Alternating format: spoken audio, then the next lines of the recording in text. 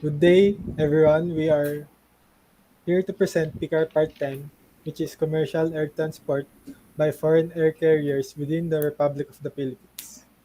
Next slide. So Pcar Part 10 is applicable to the operation of any civil aircraft for commercial air transportation by any air carrier with an AOC and controlled civil aviation authority other than the Republic of the Philippines. So Pcar Part 10 is not applicable to the aircraft that are used for military, customs, and police services. Foreign air operator operating within the Republic of the Philippines is required to be a part of the Philippines Operational Safety Surveillance Program to preserve aviation safety. Next slide. So here are the definition of terms. Aircraft Flight Manual contains limitation within which the aircraft is to be considered airworthy. Air Operator Certificate authorizes an operator to carry out commercial air transport operation. Aircraft Operating Manual contains emergency procedures, checklist, limitation, performance, information, and detail of the aircraft system. Authority refers to the CAAP, Foreign Air Operator, any operator that doesn't hold AOC issued by the Republic of the Philippines. Foreign Authority, Civil Aviation Authority that oversees foreign operator. Minimum equipment list, a list provided for the operation of aircraft subject to specified condition. Operations manual contains procedures, instruction, and guidance for use by operational personnel in the execution of their duties. Rotorcraft flight manual contains rotorcraft limitation within which is to be considered airworthy. Next slide. So here are some abbreviations. Next slide. A foreign air operator may not operate in the Republic of the Philippines contrary to the requirement of Part 10, applicable paragraphs of Part 7, 8, and 9, and applicable standards in the annexes of the Chicago Convention. It also applies to any person who engages in an operation governed by this PCAR without the appropriate certificate, and any other requirement that the authority may specify. Next slide. An authorized person will be permitted to board the aircraft operated for commercial air transportation anytime, to inspect documents and manuals required by this part, and to conduct an inspection of the aircraft. Next slide. Operational requirements. So, equipment shall be necessary to properly use air navigation facilities and to maintain communication with the ground station. Flight crew members should be familiar with the applicable rules, navigational and communication facilities, air traffic control, and other procedures. Foreign air carrier should also ensure that the flight crew member have the knowledge required by paragraph A.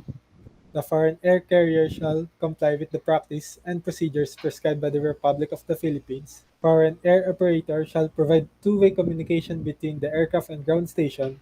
And lastly, foreign air operator should be able to speak English. Next slide. Now we're gonna talk about the validation of operation certification. So this part talks about the validation of the certificate of the given operation. It's all about the sub-process and verification and certification process. Next slide, please. First, we have the general requirements for validation of air operator certificate. So as stated here, these are the requirements needed for the validation of the air operator, which is needed to be followed by the foreign air operators.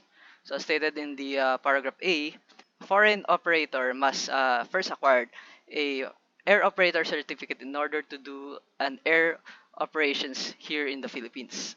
Where an operator wishes to apply to operate in the Republic of the Philippines, it shall make such applications to the authority in the form and manner prescribed in implementing standards, which will be discussed later. And second is to pay the prescribed fees. Paragraph C, the air operator needs a copy of a valid air operator certificate and a copy of license granted to air operator authorized by the state of the operator and the Philippines. Next slide, please. So these are the conditions implemented that the foreign air operator shall follow. The Director General will be the one to issue a validation of air operator certificate and implemented such conditions to air foreign operators. First, he or she should have a valid air operator certificate issued by the Foreign Civil Aviation Authority and has the Aircraft Operator Security Program approved by its Civil Aviation Authority and meets the applicable flight operations requirement in Pcar Part 8 and equipment requirements in Pcar Part 7, and should meet the standards contained in applicable annexes to Chicago Conventions and shall have the approval of the CAB. Next slide, please. So here are the certain conditions and limitations that are specified for the operations for the purpose of safety. Conditions and limitations issued under this part shall contain details of the following: the purpose of issuance. Second is the applicability and duration. Next is the limitations to or actions required by the operator. Next is the general provisions and many more. So the conditions and limitations issued to a foreign air operator by the authority shall be supplementary to these regulations. Next slide, please. So in this part, we'll talk about the renewal and duration of the air operator certificate to establish a organized manner in the aviation field. So here are the validity and the requirements and step-by-step process that is needed by the air operator to issued in the air operator certificate. And next slide, please. So here are some important documents. First is Foreign Air Operator Aircraft Technical Log. So the technical log should have the following information. Information about each flight necessary to ensure continued flight safety, the current aircraft certificate of release to service, current maintenance statement giving the aircraft maintenance status of what schedule and out of phase maintenance is next due, outstanding deferred defects that affect the operation of the aircraft, and any necessary guidance instruction on maintenance support. So next one is the necessary things to carry on flight. So first one is a certified true copy and a copy of the validation of AOC and a certified condition and certificate and the condition and limitation. Current parts of the operation manual, parts of the operational manual which are required for the conduct of a flight, approved AFM or RFM approved by the state of registry or AON approved by the state of operator, current certificate of registration and airworthiness certificate in force in respect of the aircraft, appropriate license of the members of the flight crew, and lastly, appropriate approval or license of crew members for aircraft radio operation. So, additional information and forms to be carried are operational flight plan, aircraft technical log, appropriate NOTAMs briefing documentation, appropriate meteorological information, passenger and cargo manifest as appropriate for the intended flight, mass and balance document, notification of special load including any dangerous goods, current maps and charts for the area of operation. Next slide. So production of documents, manual and records. So a foreign air operator shall produce documents, manual and records when requested to do so by the authority within a reasonable period of time.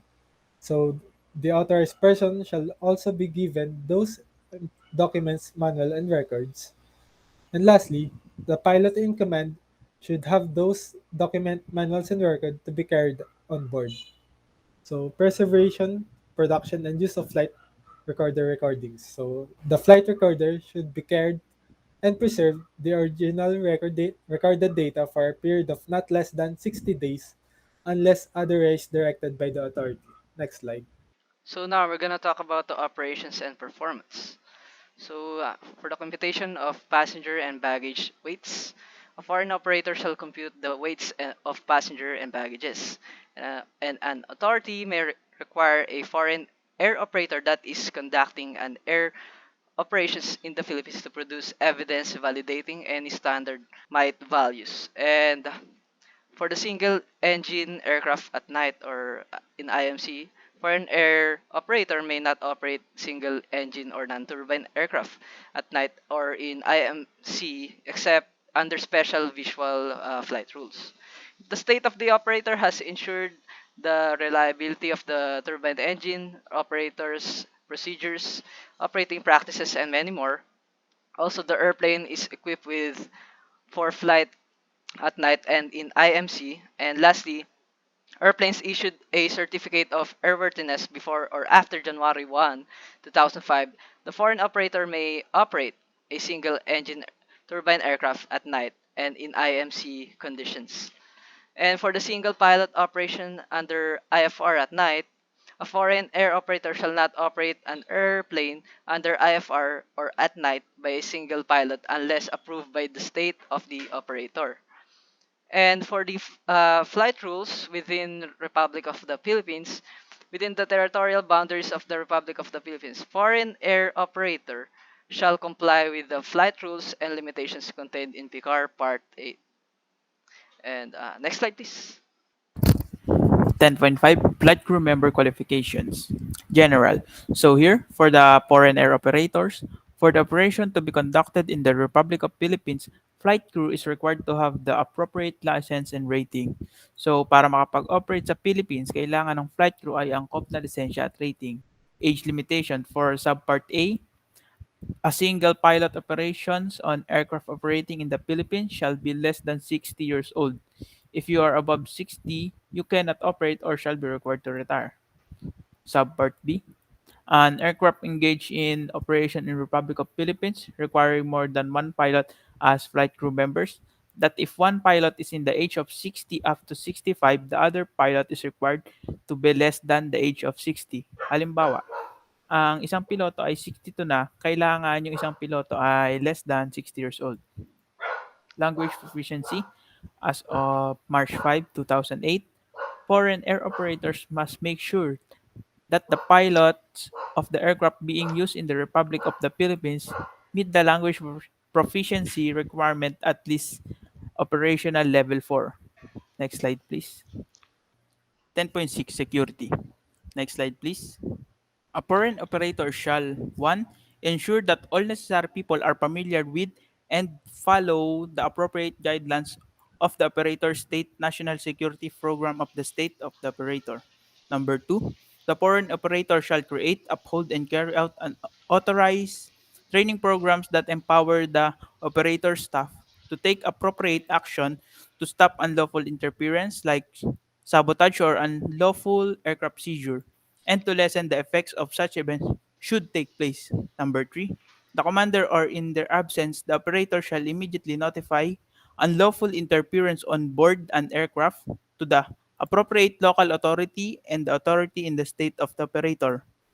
Number 4. The foreign operator shall ensure that a checklist outlining the steps to be taken for that type of aircraft when looking for concealed weapons, explosives, or other dangerous items is carried on all aircraft. Number 5. All aircraft used to transport passenger must have a flight crew compartment door that, if installed, can be locked from inside to the compartment to prevent unauthorized access. Next slide, please. Unauthorized carriage. A foreign air operator shall take measures to ensure that no persons conceal themselves or cargo on board an aircraft. Examples of unauthorized carriage are concealed weapons, explosives, or other dangerous items. Next slide, please. For this section, we're gonna talk about dangerous goods. This section has three subsections, but we're not gonna discuss the last one, the carriage of sporting weapons and ammunition, because it is the same with carriage of weapons of war. Their only difference is the title. So this subsection, offering dangerous goods for transport by air, no foreign operator may accept dangerous goods for transport by air in the Republic of the Philippines unless they have been authorized by the foreign authority and they have conducted the required personal training. Foreign air operator shall also properly classify, document, certify, describe, package, mark, label, and put it in a fit condition for transport as required by the foreign authority. Next subsection, the carriage of weapons of war and munitions of war.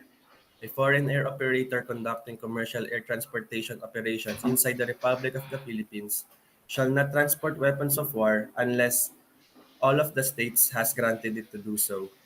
The foreign air operator shall also ensure that the weapons of war and munitions are stowed in the aircraft in a place which is inaccessible to passengers during the flight, and they must ensure that the pilot in command is notified.